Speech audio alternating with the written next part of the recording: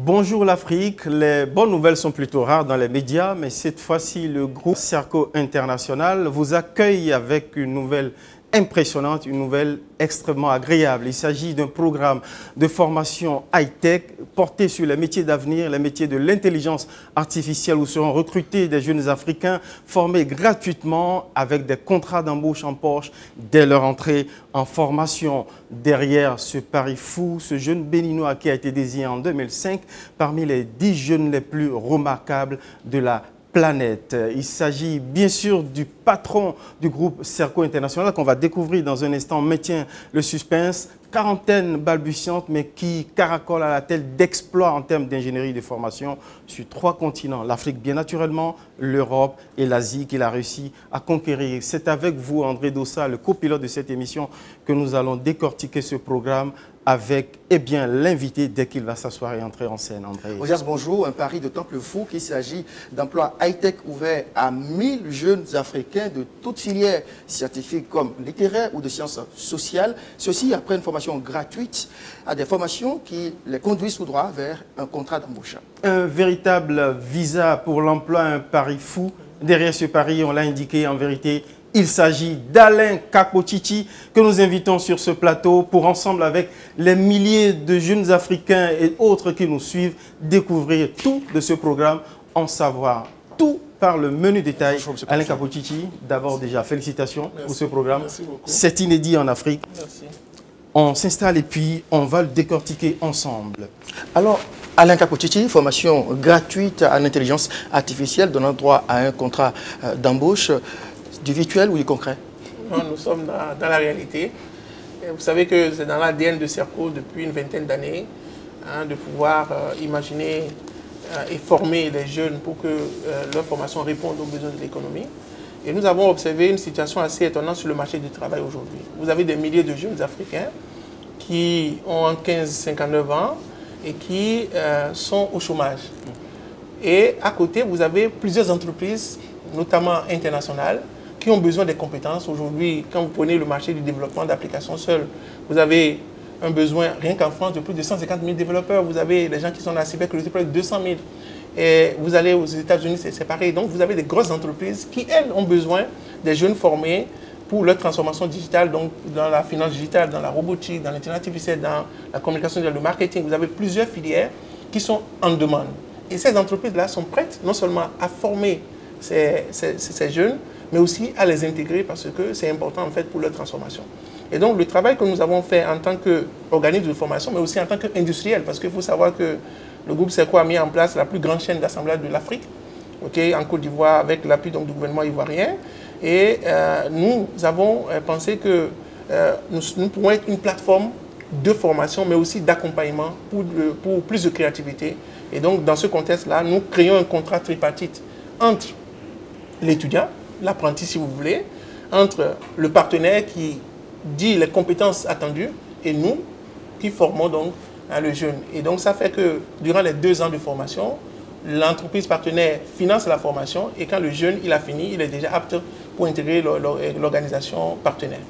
Alors, Alain Kakotiti, finance digitale, communication digitale, tourisme digital, même l'agriculture digitale, c'est très bien tout ça. Mais avant de parler des modalités d'inscription ou même des contrats d'embauche, parlons d'abord de Serco. Ça fait déjà 20 ans.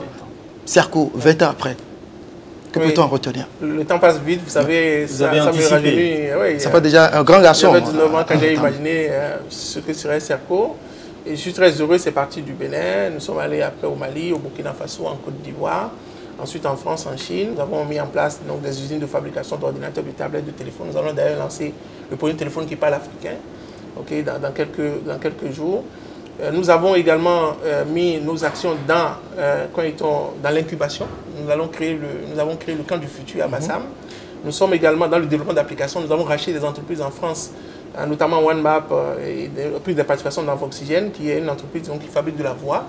Et donc, ça nous positionne pour non plus être uniquement formés, mais aussi accompagner, mais aussi valoriser et créer des produits innovants de moins pour l'Afrique et le monde. Elle est ouverte, cette formation, ce programme, à tous les profils de jeunes littéraires ou scientifiques. Absolument. Un peu surprenant, expliquez-moi. Que vous ayez fait donc de la littérature, c'est-à-dire vous avez fait donc des bacs avec des séries A, B, vous avez fait la gestion. Vous devez savoir qu'aujourd'hui, quand on parle de l'intelligence artificielle, quand on parle du numérique, beaucoup plus généralement, toute notre vie, aujourd'hui, nous sommes dans le numérique. Il suffit de voir que nous nous déplaçons avec des téléphones, que même la réalité virtuelle, la réalité donc, physique sera augmentée, de savoir que nous sommes déjà dans un monde où les machines sont dans notre quotidien. Donc le numérique va influencer beaucoup. Et on annonce d'ailleurs que 85% des emplois actuels vont disparaître dans 10 ans. Alors ne dites pas, Alain Capochichi, que nos métiers de journalistes aussi sont appelés à disparaître. Tous les métiers, vous savez, vont évoluer, vont soit se transformer, soit disparaître. Et donc, quand vous prenez la comptabilité, on en parlera, le marketing, et tous ces métiers-là sont influencés. Et on annonce vraiment que 85% donc, de ces métiers-là seront influencés. Et que vous soyez littéraire, que vous ayez fait le baccalauréat avec série A, B et autres, et tout, vous savez, aujourd'hui, dans la conception d'un équipement, on veut se fabriquer cet ordinateur. C'est vrai que les informaticiens ont été à l'œuvre, mais les designers aussi ont été à l'œuvre.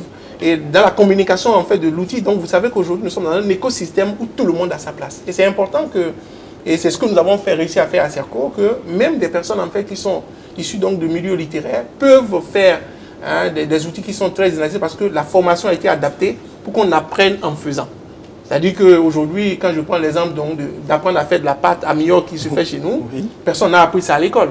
Okay, on n'a pas mis dans un centre en fait pour dire bon qu'est-ce que c'est que la Mio, etc. Et tout le monde l'a appris en faisant et aujourd'hui nos femmes arrivent à faire ça de façon correcte. Et donc ce que nous avons réussi aussi à faire, c'est de créer non plus un modèle transmissif où on transmet la connaissance, mais l'étudiant se fait et se construit dans sa connaissance dans un socio-constructivisme.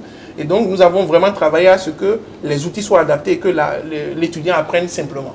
Okay? En utilisant, en faisant par lui-même. Vous allez voir qu'aujourd'hui, nous avons plusieurs étudiants qui ont fait des formations littéraires, mais qui excellent dans des domaines très, très inaccessibles à première vue. Vous parlez de communication digitale, nous, on se sent directement interpellé. On parle même de futurs agriculteurs digitaux. Oui. C'est dit tout l'enjeu qu'il y a derrière cette initiative. Mais pourquoi c'est justement une formation gratuite? La formation elle est gratuite parce qu'elle est tellement chère que, en fait, pour que les personnes puissent la payer, c'est impossible. Donc, il vaut mieux la rendre gratuite. Vous savez, aujourd'hui, si vous voulez faire des métiers comme l'intelligence artificielle, la formation donc, sur l'intelligence artificielle, ça coûte aux États-Unis peut-être dans les $100 000. À côté, en fait, si un jeune en fait sort, il est capable de gagner 5 000 € facilement, parce qu'il a touché en fait au machine learning, au deep learning, etc. Et donc, ce que nous avons fait, l'alliance que nous avons faite, moins avec les organismes qui ont déjà, par le passé, vu que Serco a placé, quand ils ont des personnes que nous avons formées donc, dans ces organisations, ils disent, bon, vous formez les meilleurs, nous allons nous engager avec vous pour former les meilleurs.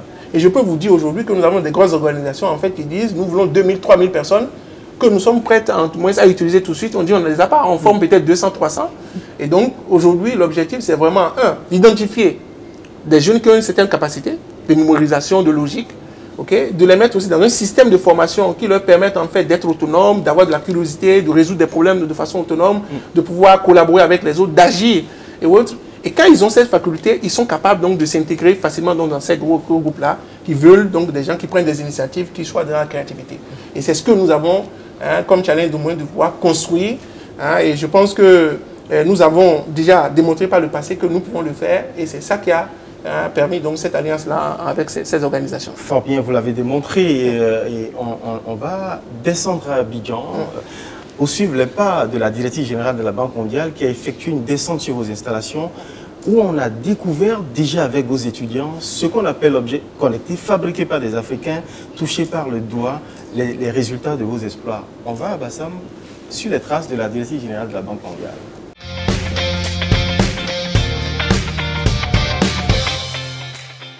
On visite en Côte d'Ivoire le Centre d'excellence africain sur les changements climatiques de la biodiversité et l'agriculture durable de Bingerville a séduit Kristalina Georgieva, présidente de la Banque mondiale. L'objet de son admiration, 2 objets connectés, résultat de la créativité et de l'ingéniosité de jeunes entrepreneurs ivoiriennes. Ce sont pour le premier un épouvantail connecté multifonction actionné à distance. Système NAS.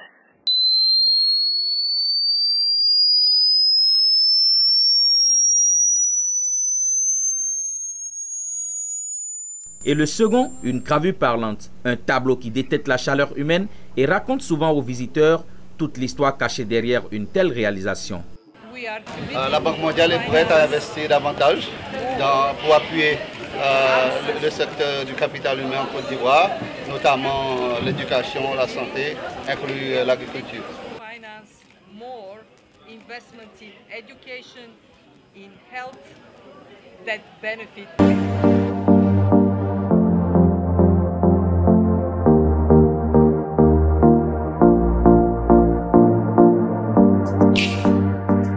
Vous devez développer toute votre capacité autour de ces deux axes qui sont comment je me rends créatif. Et ce qui est intéressant quand vous apprenez un langage, c'est pas le langage, c'est que vous ayez été capable de l'apprendre.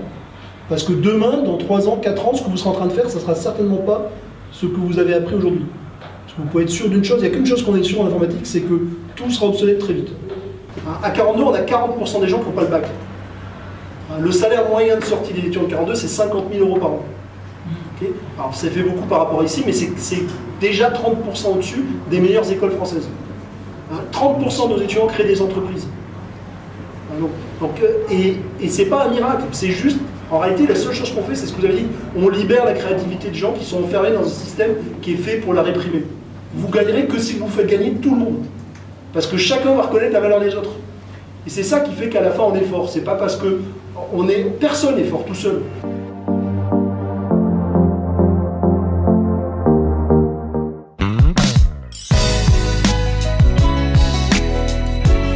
C'est le mercredi 8 juin 2016, dans ses locaux 6 à Abidjan, Cocodile et de Plateau Vallon, que le groupe Serco a inauguré son showroom. Cérémonie à laquelle était conviée la délégation de Intel Corporation avec, à sa tête, son vice-président mondial, Monsieur John Galvin. Monsieur John Galvin et sa délégation ont pu découvrir, avec d'autres illustres invités, les innovations technologiques du groupe Serco.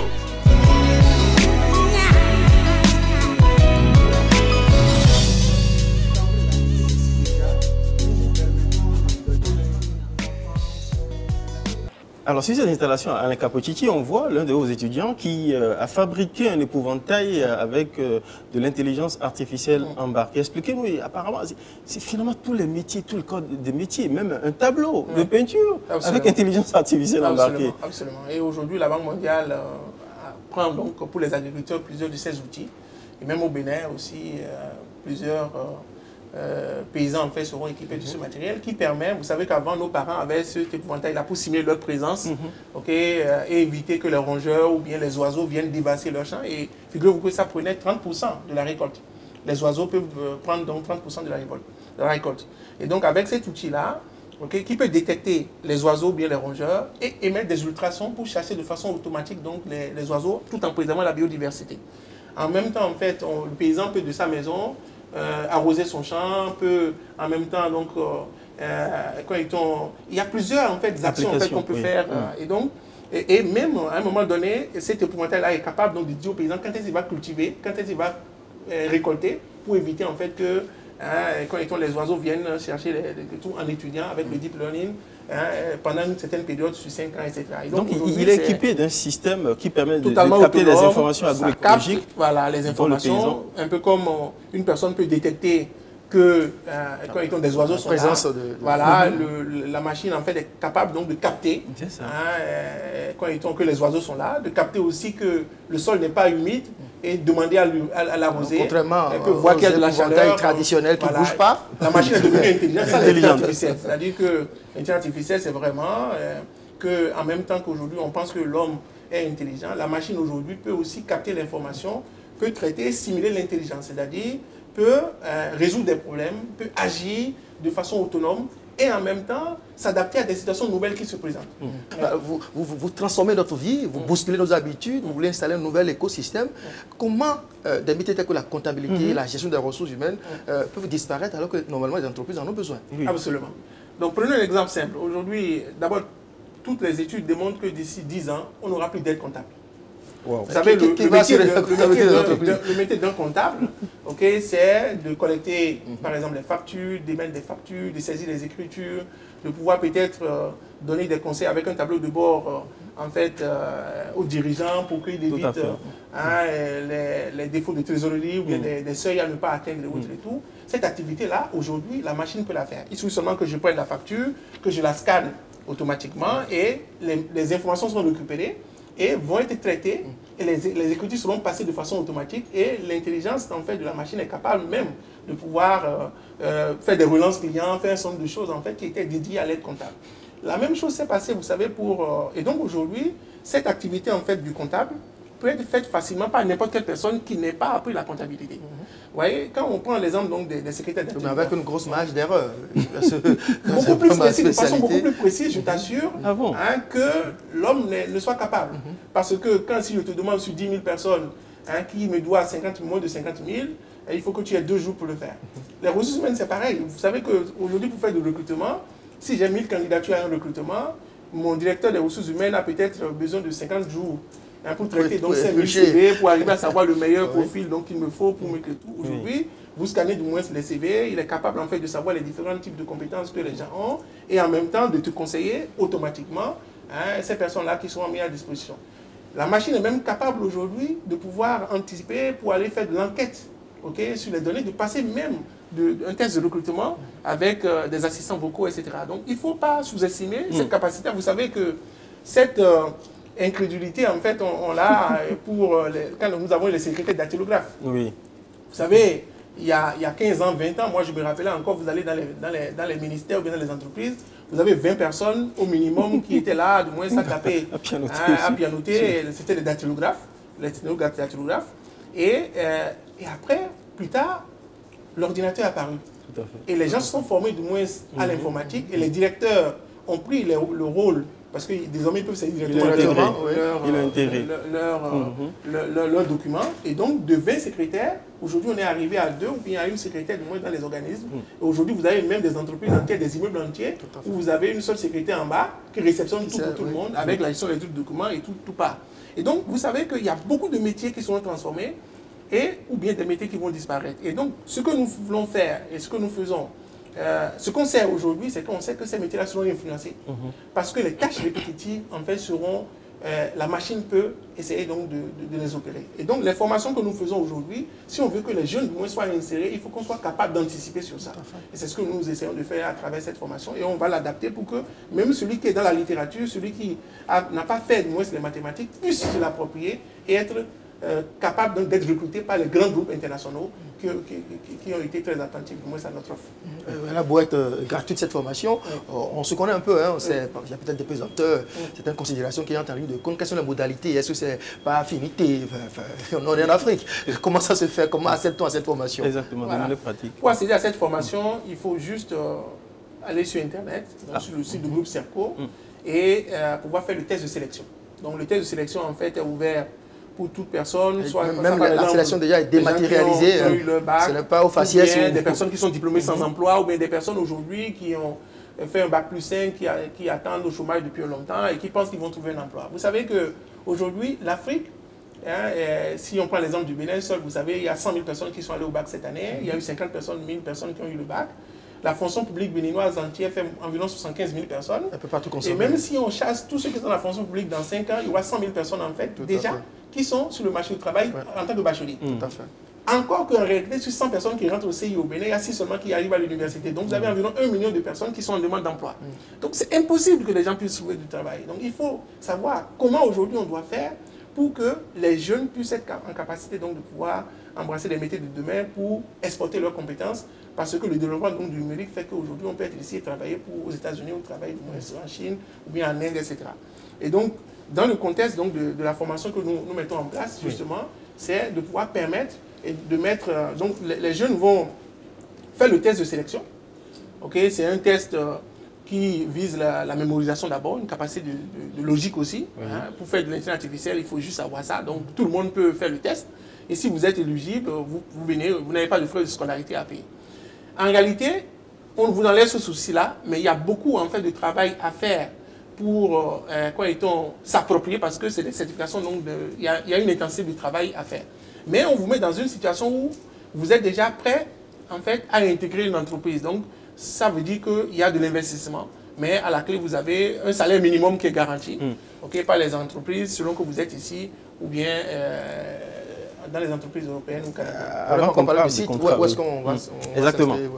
Voilà, www.groupecerco.com/43. Quand on va sur le site du groupe Cerco, on peut accéder à ça. Donc, il y a deux parcours. Il y a un parcours pour les étudiants en industriel, donc ceux qui veulent toucher par exemple la robotique, l'intelligence artificielle, les big data, les serious games, le gaming et aussi. Vous savez, c'est des métiers qui recrutent systématiquement. Tout le monde est d'accord. Aujourd'hui, c'est comment on peut pouvoir fabriquer ça. Et nous, on sait le faire, tout simplement parce que nous sommes la première école quand même en informatique de l'espace CAMES, après les Olympiades d'université du CAMES. Nous avons démontré aussi avec les grands groupes que nous savons pouvoir donc fabriquer ces compétences-là. Nous sommes membres aussi associés de la chaire UNESCO, donc sur les parties de TIC de l'Afrique de l'Ouest, qui est rattachée à l'Université de Bordeaux. Et nous avons aussi créé un écosystème pour pouvoir fabriquer des gens sur le machine learning, sur le deep learning, etc. On a des images qu'on va revisiter sur votre arsenal de formation. Mais vous avez indiqué le premier segment de recrutement, le segment industriel. Oui. Il y a aussi sans doute le segment réservé Le profil tertiaire, en fait, c'est des gens qui ne vont pas, en fait, fabriquer le moteur de l'intelligence artificielle, mais qui vont être capables d'interpréter ces résultats.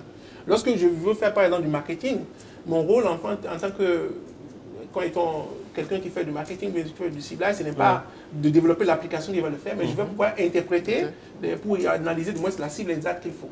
Et donc, ces gens-là, en fait, ils vont faire le test de mémorisation et le test de psychotechnique qui leur permet juste d'arriver à résoudre des situations dans des situations nouvelles, etc. Donc, une fois qu'ils ont fait ce test-là, ils vont être reçus en entretien et ils pourront être admis dans la formation. Et donc, il y a 1000 personnes qui seront prises en compte. Il y a 300 pour le Bénin, il y a 200 pour le Burkina Faso et 500 pour la Côte d'Ivoire. Nous avons 4 sites.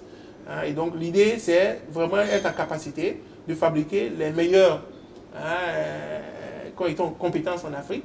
Et des entreprises en fait qui sont disponibles, y compris Cerco, parce que vous savez que nous sommes un groupe industriel. Qui a besoin aussi de ressources. Voilà. Alors, André. Vous avez cité 3 pays impliqués dans cette initiative. Où se déroulera la formation?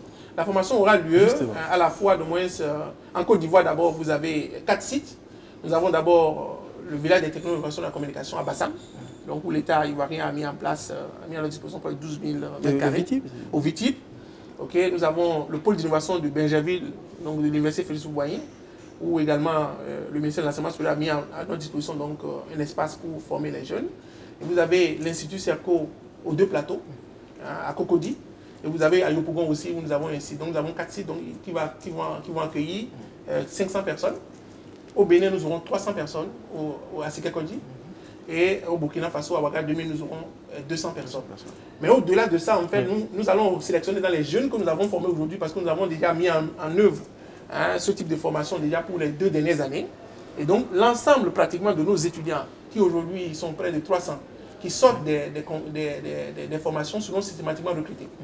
Donc, nous en avons déjà qui sont recrutés, une cinquantaine qui sont déjà recrutés, qui travaillent en France depuis la Côte d'Ivoire, qui travaillent depuis le Bénin directement dans les entreprises et qui ont des salaires et qui n'ont rien à voir avec quelqu'un qui a fait 10 ans de service dans la fonction publique donc, en Afrique. Avant de parler du contrat, sans doute à l'échange, je vois venir des chiffres, des salaires qui vont faire pâlir d'envie. Et vous avez dit, vous vous êtes préparé, vous avez cité les différents sites de formation. On va aller découvrir toute l'armada de formations technologiques et techniques de Cerco de Cotonou à Abidjan.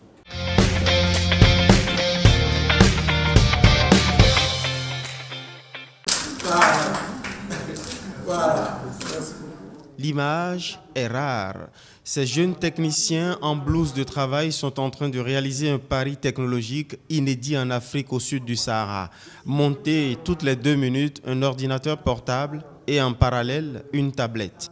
L'Institut Cerco, après le Bénin, le Mali, le Burkina Faso et la France, ouvre ses portes en Côte d'Ivoire. Équipé de matériel, information technique et technologique de dernière génération. Nous sommes ici dans l'unité d'assemblage d'ordinateurs portatifs, de smartphones et de tablettes de l'Institut Cerco.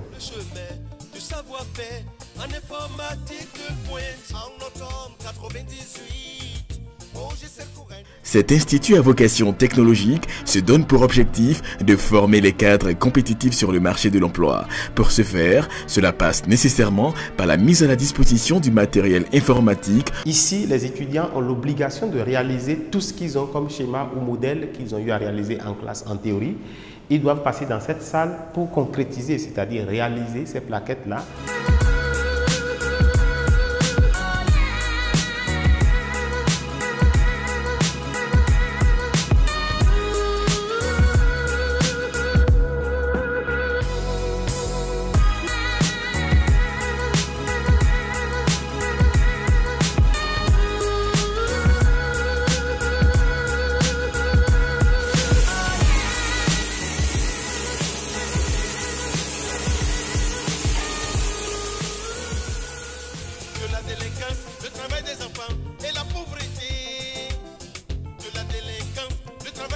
Alors, voici ce à quoi ressemble une salle de classe à Serco. Nous avons un tableau interactif qui est un tableau numérique rattaché à un ordinateur serveur.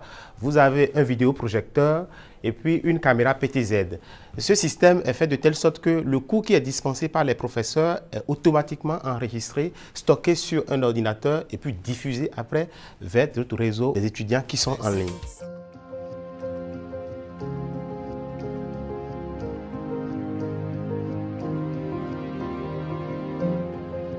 Donc ici, dans ce centre-là, vous avez les labos, vous avez les écoles doctorales, vous avez les projets pour la Côte d'Ivoire.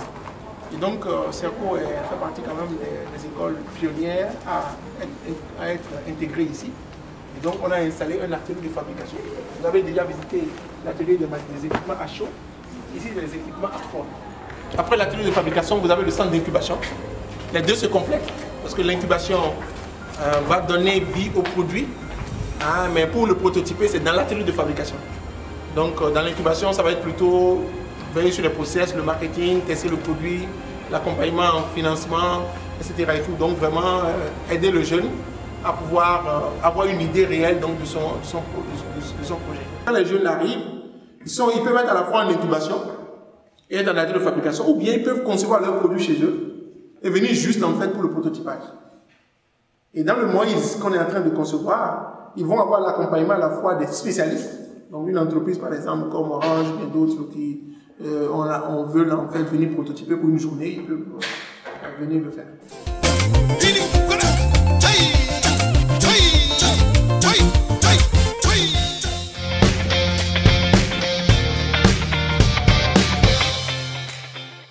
Voilà, Alain Kapouchichi, voilà un peu à quoi ressemblent vos installations de Cotonou à Abidjan, où vous formez vos jeunes prodiges en technologie de l'information et de la communication pour leur offrir finalement ce programme d'embauche clé en main.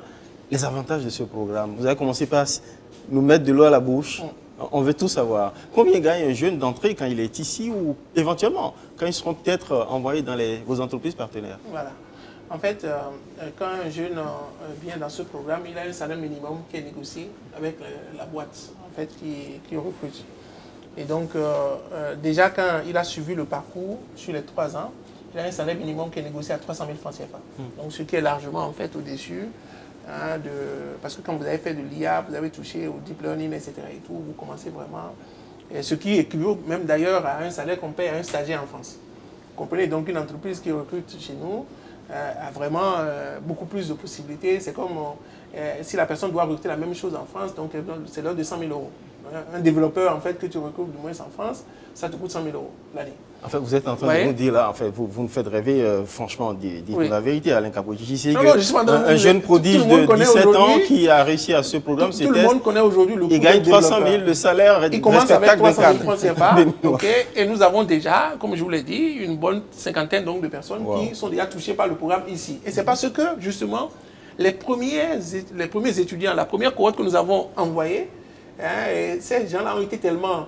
Vous savez, on a des gens qui sont aujourd'hui le responsable quand ils étaient en RSE du moins de Microsoft en Afrique de l'Ouest, et quand ils étaient en Afrique, en fait, c'est un étudiant de Serco. Vous comprenez donc le leader donc, de développeur donc, chez Facebook, donc c'est un étudiant de Serco. Donc vous avez aujourd'hui des personnes en fait qui ont des groupes en fait qui ont compris que nous pouvons fabriquer et les jeunes Africains sont capables en fait d'avoir donc ces compétences identifiées.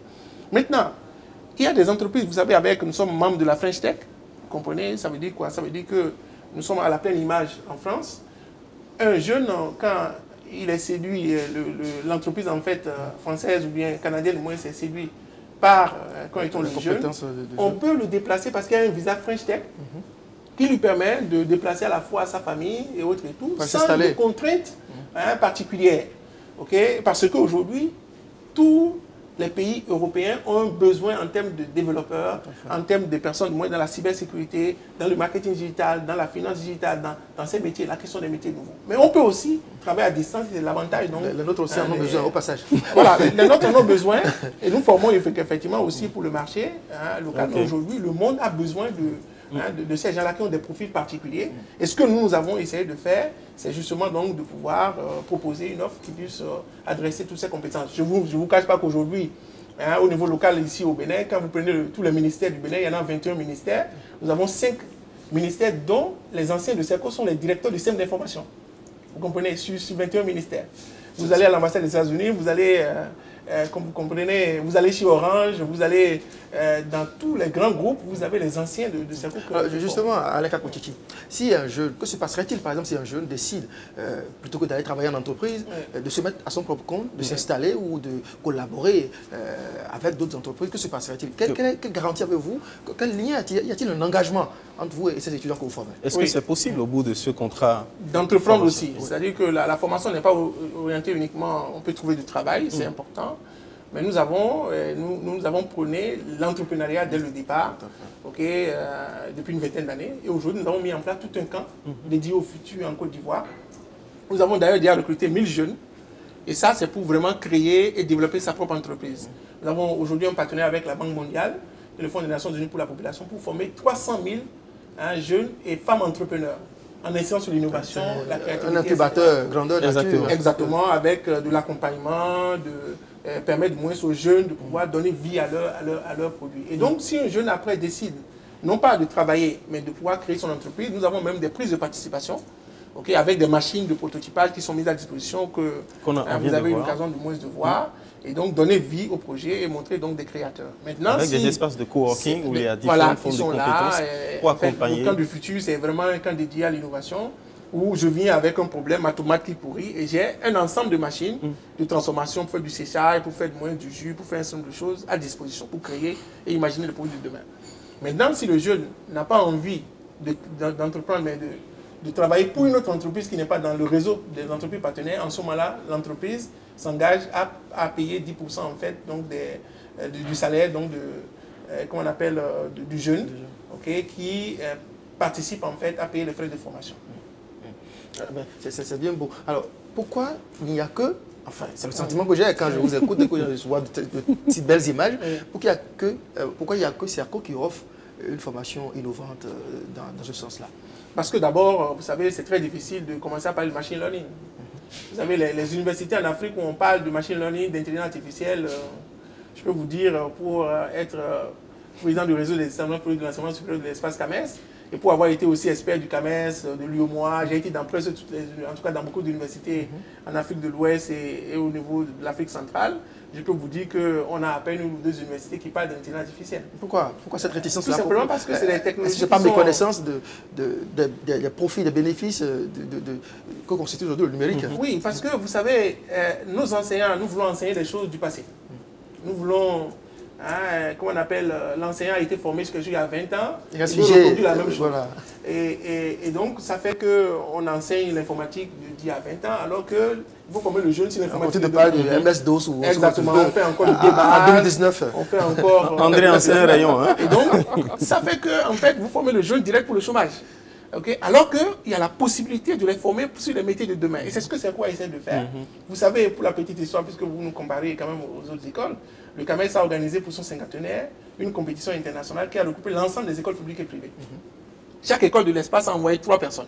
Nous avons été premiers au Bénin, nous avons été premiers en Côte d'Ivoire, nous avons été premiers dans tous les pays où nous sommes représentés. Et au niveau du CAMES, là c'est une compétition réelle, nous avons été également premiers. Nous avons eu des compétitions aussi de robotique à l'international. Nous avons démontré avec les partenaires aussi que nous avons formé. Et c'est pourquoi nous avons été name partenaires chez Microsoft. Nous sommes la première entreprise africaine.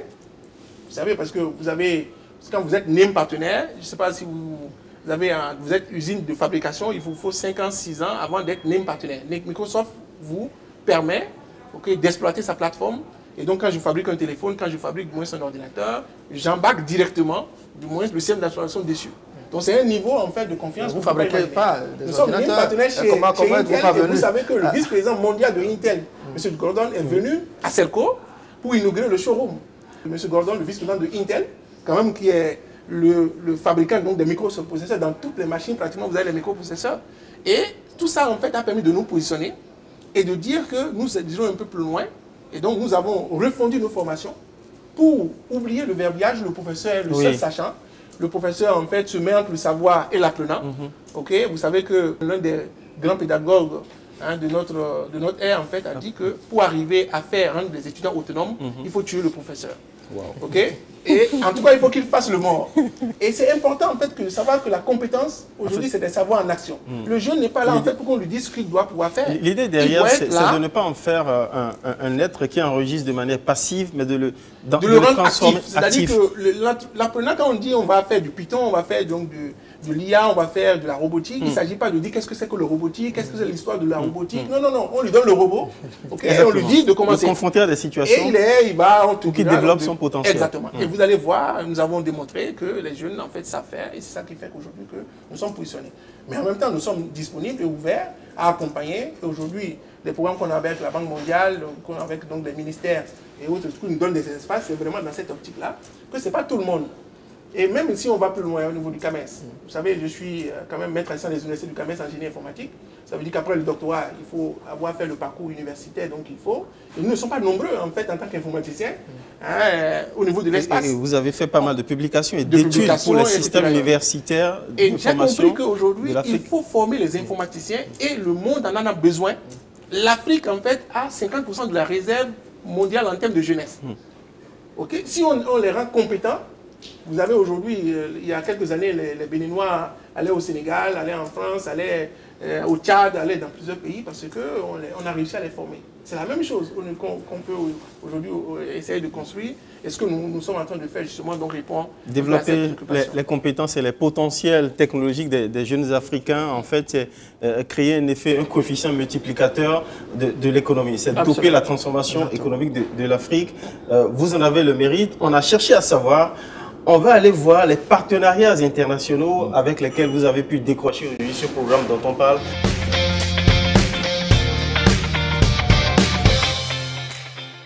Commencer sa formation en Afrique et la poursuivre sur les bords de la Seine. Voilà une possibilité qui s'offre désormais aux étudiants du groupe Serco. Ils pourront bénéficier d'un semestre de cours et de stages en entreprise avec l'École internationale de management de Paris ou terminer leur cursus de licence et de master à Serco France. Au niveau France, tout se passe en alternance. Donc nous avons un fichier d'environ 250 entreprises aujourd'hui. Alors des entreprises qui sont spécialisées soit dans le domaine des ressources humaines, soit dans le domaine de l'e-business, puisque nous avons développé depuis 3 ans un programme spécialisé dans ce domaine-là, soit dans des domaines de marketing, également du business et du commerce. Ce partenariat me paraît une très très bonne idée et en termes de développement, quelque chose de très bien pour le IMP. Et pour l'Afrique aussi, je le souhaite.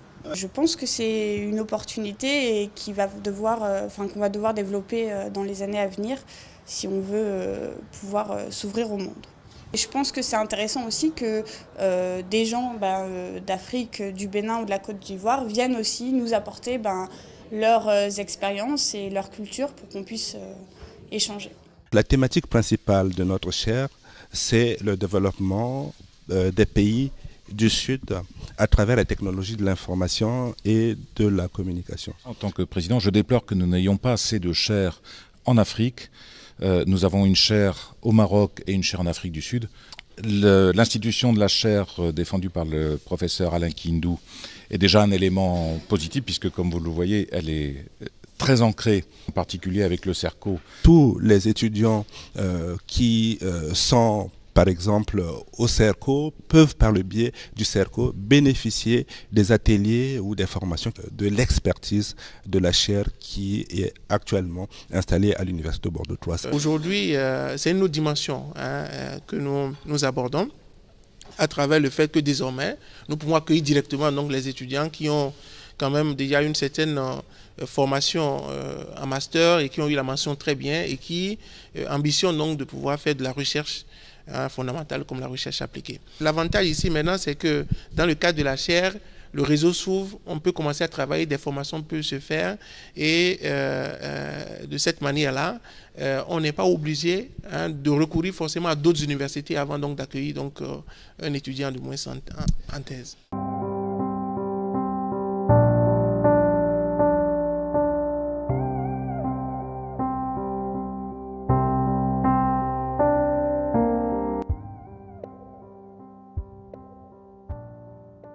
Tout sera communicant demain et c'est important. Ça a un enjeu financier, mais en même temps un enjeu de formation pour les étudiants. Et c'est pourquoi, après un alignement que nous avons fait l'année dernière entre le programme de la Chine et le programme du Bénin, qui aboutit à une codiplomation CERCO et Ningbo Polytechnique. Donc ça veut dire qu'un étudiant qui fait 3 ans ici, qui va en Chine, a son diplôme directement ici, mais un double diplôme, ou bien l'étudiant peut faire une partie de sa formation ici, aller finir à Ningbo Polytechnique et avoir son diplôme.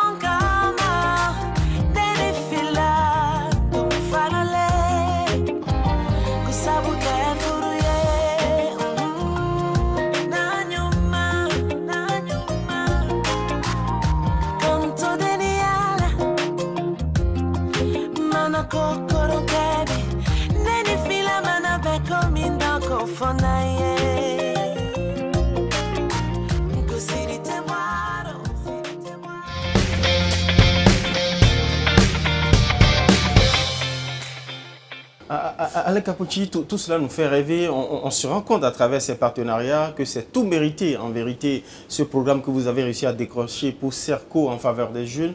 Mais pour autant, quand vous allez conquérir ces partenariats internationaux, quelles en sont les retombées, les plus-values pour l'invention de solutions à des problématiques locales en Afrique? Oui, parce qu'en fait, il faut avoir le rêve suffisamment grand, mais avoir les pieds sur terre et ancré dans la tradition africaine.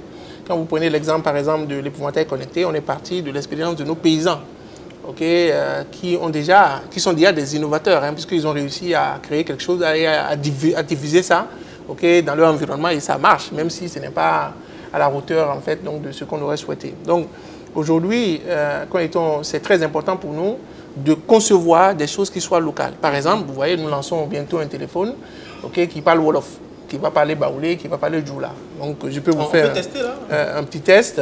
Volontiers.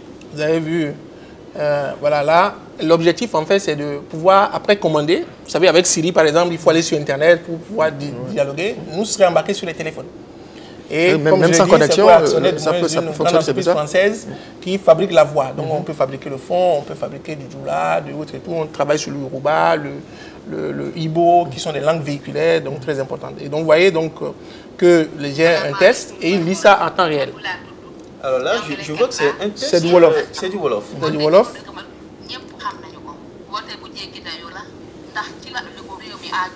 C'est-à-dire que jusqu'à présent, on a eu des téléphones qui ont par exemple de Google Assistant ou bien comme Google Home ou bien du Siri. Mais ça a besoin d'Internet. Oui. Le problème, c'est qu'en Afrique, on n'a pas d'Internet partout. Donc, nous allons lancer le premier téléphone qui parle nos langues locales. Et il s'agit de la synthèse. Donc, ce n'est pas juste de l'enregistrement vocal. Donc, on a fabriqué des voix. Donc, on a pris des parts, comme je vous l'ai dit, dans une grosse entreprise française qu'on appelle Voxygène.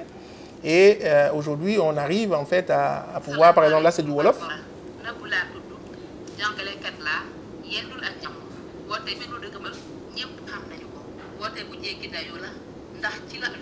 Avec cette solution vocale, les analphabètes dans n'importe quel coin de l'Afrique peuvent complètement maîtriser les applications embarquées dans un téléphone, y compris gérer plein d'autres choses. Absolument. À la fois dialoguer directement avec le système, commander sa maison, connaître du moins l'état de son stock. Et ça parle aussi le français avec l'accent ivoirien ou bien l'accent béninois, etc. Hein, je vous donne l'exemple. Vous avez vu par exemple, là c'est...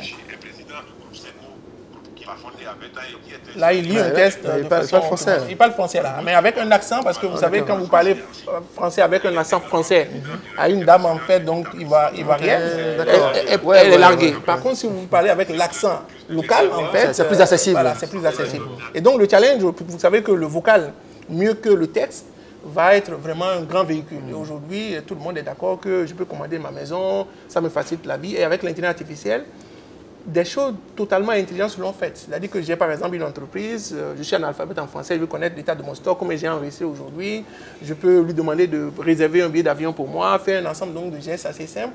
Et les assistants vocaux vont être très très importants. Et nous, au niveau donc, de notre usine, on se positionne du moins sur ces technologies, sur ces robots, sur ces systèmes en fait qui vont être utiles et qui parallèlement donnent de l'emploi directement du moins aux jeunes. Ce qui est intéressant, c'est qu'au fond, vous nous plongez la tête dans les étoiles, mais en même temps les pieds bien ancrés, y compris vous convoquez nos traditions, la tradition orale, dans la modernité, totalement futuriste du numérique. Ceci étant, on va revenir sur le programme de formation que vous offrez aux jeunes Africains, 1000, vous avez dit 500 en Côte d'Ivoire, 300 au Bénin, 200 au Burkina. Avec contrat d'embauche. Pour autant, quand ils finissent, je crois que c'est 2 ans de parcours de formation, c'est un diplôme qui sanctionne la formation ou c'est un certificat? Comment est-ce que cela est validé? Voilà, donc il faut savoir que le jeune arrive apprenti. Le jeune arrive, du moins, ça va un contrat de professionnalisation pour pouvoir être formé et avoir d'abord des certifications professionnelles qui sont en réalité demandées par le milieu de travail. Si ce qu'on s'en fout, en fait, que tu as une licence ou bien un master, si ce qu'on veut, c'est on a au Bénin, Microsoft, en fait, veut un certification qui ouvre les portes de l'emploi. Python, quand tu veux faire donc, de la gestion de projet, la gestion de projet, en fait, si tu as fait, par exemple, Prince 2, ou bien tu as fait du PMI, une certification PMI, hein, on te recrute tout de suite. Vous comprenez? Mais pour autant, en fait, dans le LMD, il y a une équivalence qui existe entre les certifications professionnelles et comment on appelle les crédits d'évaluation capitalisables et transférables. Hein, c'est le modèle, donc, au regard donc, du nombre du volume horaire qui est fait, le jury du diplôme en fait, peut analyser et vous convertir en fait, vos certifications en Python, ou bien en Cisco, ou bien en Microsoft, ou bien sur du Prince 2, ou bien sur n'importe quelle certification que vous avez eue, parce que c'est des coûts, c'est des systèmes qui sont mis en place par les organismes en fait, qui mettent en place la technologie. Donc c'est vraiment important. Donc on peut faire sa licence professionnelle, on peut faire donc son master, mais on peut surtout en fait être utile et compétir dans le monde parce que le monde des certifications et tout ça en fait est fait avec la chaire UNESCO sur les pratiques émergentes TIC de l'Afrique, de l'Université de Bordeaux, de l'Afrique de l'Ouest, donc rattaché à l'Université de Bordeaux, dont je suis membre associé. Donc aujourd'hui, il faut savoir que les jeunes ont en idée le diplôme, c'est important, mais les certifications vous donnent plus d'ouverture et ce que nous allons construire, c'est tout cet ensemble-là qui garantit un meilleur profil d'insertion professionnelle pour les jeunes. En dehors des frais de scolarité qui sont pris en compte par les entreprises partenaires, quels sont les frais à la charge des étudiants? Voilà, donc la scolarité est gratuite. Quand on dit gratuit, c'est que quand l'entreprise en fait s'engage à verser du moins une partie parce qu'on forme quelqu'un qui répond au profil recherché par l'entreprise. Okay. Et le jeune n'a plus en fait à dire bon comment je vais payer ma scolarité. Les parents n'ont plus à se soucier de l'insertion. Maintenant, chaque étudiant a son ordinateur. Ça, c'est nous qui fournissons l'ordinateur qui est dans l'école, hein, parce que c'est l'adaptative learning. Donc, c'est pour ça équipé de près de 1000 PC de gaming, de niveau gaming, parce que vous savez, pour faire de l'IA, l'intelligence artificielle, c'est pas n'importe quel type d'ordinateur. Ok, et donc ça, on l'a fait en remodelant aussi nos formations pour accueillir, pour que le jeune joue, il y a du baby-food, il y a un certain nombre de choses qu'il apprend en s'amusant. Un environnement du moins ludique qui lui permet donc d'être en capacité donc, de résoudre des problèmes totalement. Maintenant, parallèlement, le jeune a besoin d'un casque. Okay? Ça, c'est très important. Pourquoi? Parce que c'est de l'adaptive learning. Donc, il doit financer son casque. Donc, il coûte... c'est une somme forfaitaire. Donc, il faut que tout le monde puisse l'avoir aujourd'hui. Il faut des cartes magnétiques puisque l'école est ouverte 24/6/24. Donc, le jeune doit avoir donc, la carte magnétique. Tous les projets qui seront confiés, on donne le kit électronique. Donc du Arduino, du Raspberry Pi, les composants donc, sont donnés systématiquement. Et puis lorsque nous avons des activités, il y a, comment on appelle, des t-shirts que les jeunes doivent avoir. Donc tout ça, en fait, ne dépasse pas 150 000 francs en termes d'investissement pour le parent. Mais pour vous donner une idée, quand on fait les formations chez nous, en master, par exemple, c'est de l'ordre de 1 500 000 par an. Donc x2. Mais faire une formation en intelligence artificielle ou en robotique, c'est de l'ordre de 60 000 euros. Donc ça coûte tellement cher, comme on l'a dit, que c'est inaccessible pour le jeune. Et nous avons mis en place un mécanisme pour accompagner même les jeunes du milieu défavorisé. Donc ça, par exemple, il y en a qui n'ont pas les moyens de vivre à Cotonou, il y en a qui n'ont pas les moyens de vivre à Bassam. En Côte d'Ivoire, nous avons des hébergements qui sont dédiés pour vraiment des gens qui sont dans la précarité, qui n'ont pas les moyens. Comme je vous l'ai dit, c'est dans l'ADN de Serco, depuis 20 ans, d'être dans l'accompagnement des personnes issues du milieu défavorisé. Mais on voudrait bien finir en vous demandant si vous avez de l'expertise. Il est prévu dans votre armada, votre ingénierie de formation, des modules dédiés aux fonctionnaires de nos administrations que nos États veulent transformer en administration intelligente. Nous avons des programmes adaptés qui permettent donc à la personne d'être sur poste et de continuer du moins à apprendre dans un environnement ludique. Je crois que les milliers de jeunes qui nous suivent sont un peu plus informés de ce programme que nous avons annoncé avec beaucoup d'appétit à la fin de cette émission. Nous sommes au seuil de la fin de cette émission. Quel est votre fin mot? Qu'est-ce qu'on doit retenir pour l'avenir? Pour remercier aussi la jeunesse africaine, lui dire qu'elle a de l'avenir, que personne ne dise qu'en Afrique, il n'y a pas. L'Afrique, en fait, représentera en 2050, nous allons passer de 1 milliard 100 millions aujourd'hui à 2 milliards 200 millions d'habitants. Et en 2100, 40% de la jeunesse mondiale, de la population mondiale sera africaine. Donc nous allons, une personne sur deux sera africaine en 2100. Et donc c'est important de savoir que nous sommes l'avenir. Maintenant, beaucoup de jeunes désespèrent, vont aller mourir dans les eaux méditerranéennes, vont chercher... non, on peut construire notre avenir ici. Et c'est ce qu'on est en train de dire aux jeunes. Je voudrais remercier tous ceux qui vont participer parce que vous savez, nous savons que nous pourrons le faire. Nous avons mis les éléments qu'il faut, on a tout l'écosystème qu'il faut faire. Nous devons remercier tous les ministères qui nous ont accompagnés, notamment le ministère de l'économie numérique du Bénin, qui a mis des points numériques communautaires à disposition pour que les jeunes qui n'ont pas les moyens, par exemple, qui sont dans les 40 centres qui ont été mis en place au niveau du Bénin, ou aller dans ces centres-là et gratuitement passer le texte d'évaluation. Remercier le ministère de l'Enseignement supérieur de la Côte d'Ivoire qui a mis en place à notre disposition le pôle d'innovation de Bergerville. Nous avons donc des installations. Nous sommes également au VITIB. Remercier la Banque mondiale parce que nous avons quand même démontré par un partenariat que nous avons mis en place, que nous avons formé les meilleurs pour former donc vraiment des centres d'excellence africains. C'est le but que nous avons. Et dire que notre investissement chaque jour, c'est de tout faire pour qu'on monte une Afrique qui gagne, une Afrique qui étonne parce que nous en avons les capacités.